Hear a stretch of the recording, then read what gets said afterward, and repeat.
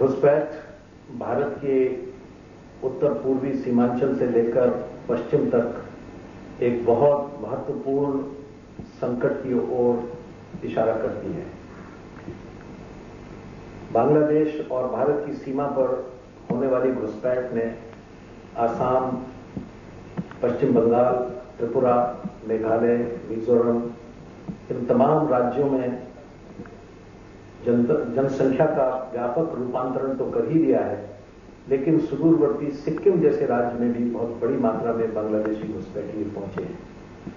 आज भारत का कोई बड़ा शहर बांग्लादेश की घुसपैठ से शेष नहीं बचा है। स्वयं दिल्ली में लाखों की संख्या में बांग्लादेशी घुसपैठिए मौजूद हैं। संसद में जब हमने ये प्रश्न उठाए थे तो उनके उत्तर में गृह राज्य मंत्री और गृह मंत्री दोनों ने ही यह स्वीकार किया कि दिल्ली में बहुत बड़ी मात्रा में बांग्लादेशी घुसपैठिए आए हैं और उनमें से बहुतों के नाम मतदाता सूचियों में भी लिखे जा चुके हैं। मतदाता सूचियों में उनके नाम न केवल दिल्ली में बल्कि बहुत बड़ी मात्रा में आसाम में और पश्चिम बंगाल में और बिहार में लिखे गए हैं। कुछ वर्ष पहले अखिल भारतीय विद्यार्थी परिषद के लोगों ने बिहार के किशनगंज जिले के किशनगंज विकास खंड में कुछ पंचायतों का सर्वेक्षण किया था और उस सर्वेक्षण में उन्होंने 12,000 बांग्लादेशियों के नाम जो वहां पर अवैध रूप से रह रहे थे और जिनके नाम मतदाता सूचियों में लिखे गए थे, वो वहां के अधिकारियों को और निर्वाचन आयोग को प्रस्तुत किए थे। आज बद्रीनाथ तक और इतना ही नहीं, पश्चिम भारत के प्रमुख शहरों में, जिनमें गुजरात के शहर भी शामिल हैं, बांग्लादेशी घुसपैठिए मौजूद हैं।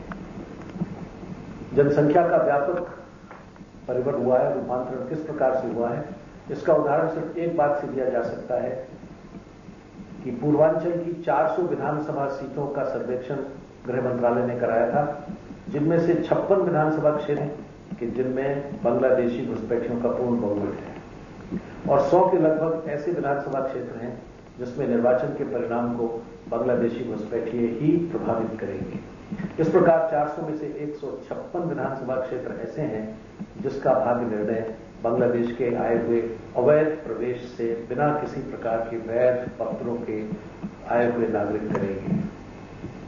असम में जनसंख्या का रूप इस हद तक बदल गया है कि वहां जनगणना के आंकड़े भी अभी तक प्रकाशित नहीं किए जा सके और अब यह समझा जाता है कि असम की जनसंख्या में बांग्लादेशियों की मात्रा बढ़ गई है और पश्चिम बंगाल की सीमाओं पर सामाजिक तनाव अनेक बार देखने को मिलता है।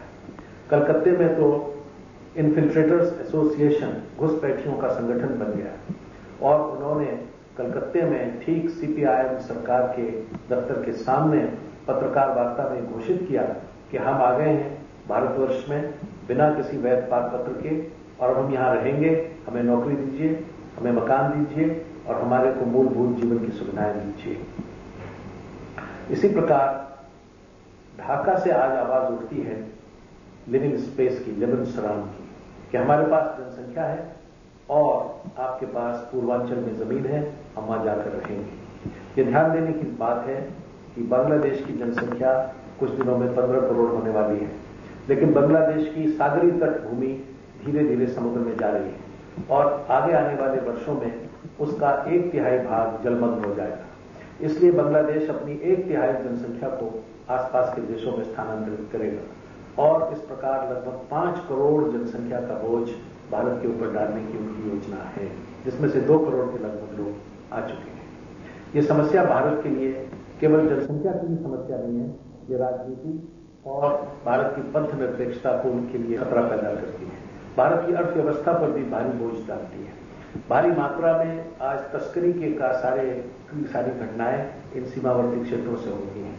हजारों की संख्या में भारत के पशु बांग्लादेश में तस्करी से ले जाए जा रहे हैं और दूसरी तरफ से मादक द्रव्य, नशीले पदार्थ इस देश में लाए जा रहे हैं। भारत और नेपाल की सीमा पर भी आईएसआई ने अड्डे बना लिए हैं जिनके माध्यम से घुसपैठ हो रही है।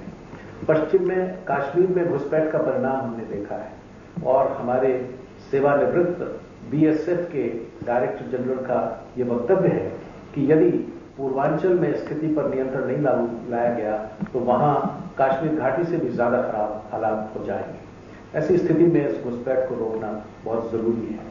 पश्चिमी सीमा पर भी पाकिस्तान की तरफ से भारी घुसपैठ हो रही है। आज 50,000 से अधिक पाकिस्तानी नागरिक भारत में आए, जो पारपत्र लेकर के आए, लेकिन जो वापस नहीं गए, वो भारत में कहां है। गुजरात और राजस्थान की सीमा पर भारी मात्रा में पाकिस्तानी घुसपैठ जारी है। जैसलमेर और उसके आसपास के जिलों में जहां सीमाएं पाकिस्तान से मिलती हैं, लगभग 100 की ऐसी छोटी छोटी बस्तियां आ गई हैं जिसमें पाकिस्तानी नागरिकों का ही कब्जा है। गुजरात के रास्ते से भारत में आरडीएक्स लाया गया, लाने वाले पाकिस्तानी नागरिक थे। यही आरडीएक्स भारत में बम विस्फोट का कारण है। इसलिए घुसपैठ ये भारत की न केवल भौगोलिक सुरक्षा के लिए आवश्यक है, भारत की राजनीति और पंथ निरपेक्षता की सुरक्षा के लिए भी आवश्यक है, भारत की संस्कृति की सुरक्षा के लिए भी आवश्यक है। इस घुसपैठ को रोकना सरकार का सबसे अहम कदम होना चाहिए था। लेकिन अफसोस की बात है कि कांग्रेस, सीपीआईएम और जनता दल इस घुसपैठ को रोकना तो नहीं ही चाहते, बल्कि इसको और बढ़ावा देते हैं, क्योंकि उनमें से अधिकांश इनको वोट देते हैं। ये समस्या दिल्ली में आई।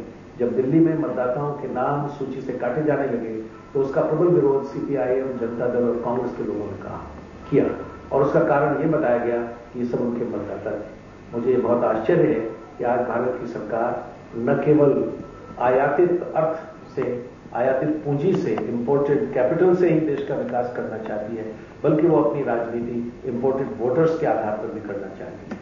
मैं देश को सावधान करना चाहता हूं कि अगर ये समस्या इसी तरह से आगे बढ़ती रही और इसका कोई हल नहीं निकाला गया तो आगे आने वाले समय में पश्चिम बंगाल, बिहार के बहुत से हिस्से, आसाम और उत्तर पूर्वांचल के सभी राज्यों में 1947 जैसी स्थिति पैदा हो जाएगी। इन हिस्सों को भारत से अलग करने का षड्यंत्र चल रहा है और उसे रोकने के लिए कारगर उपाय अपनाए जाने चाहिए। मुझे बहुत प्रसन्नता है कि भारतीय जनता युवा मोर्चे ने इस आंदोलन को गंभीरता से लिया है। पहले भी वो इस आंदोलन को करते रहे हैं, इस समस्या के विरुद्ध जनमत जागृत करते रहे हैं। पश्चिम बंगाल और आसाम की इकाइयों ने कई बार इस समस्या को लेकर राष्ट्र का ध्यान आकृष्ट करने की चेष्टा की है, और अब वो एक मानव दीवार बनाकर फिर से इस समस्या के बारे में जन जागरण कर रहे हैं। मैं इस आंदोलन के लिए सभी शुभकामनाएं अर्पित करता हूं और देशवासियों से अपील करता हूं कि वो राष्ट्र पर आए हुए इस भयानक संकट को से बचने के लिए संगठित हों, इस आंदोलन का समर्थन करें और देश को घुसपैठियों से मुक्त कराने के लिए